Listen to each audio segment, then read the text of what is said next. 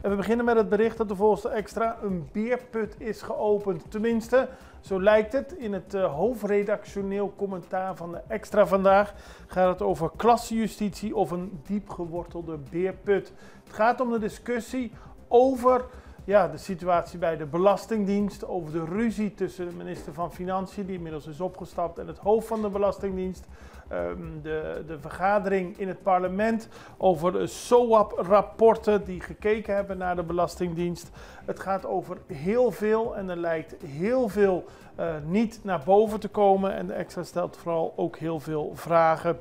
De rapporten die nu opeens op tafel liggen, waar nu opeens over wordt geschreven, waarop nu opeens wordt gezegd dat het hoofd van de Belastingdienst niet goed zou hebben gefunctioneerd, liggen al een jaar geleden, sinds een jaar op tafel. Waarom is daar niks mee gedaan?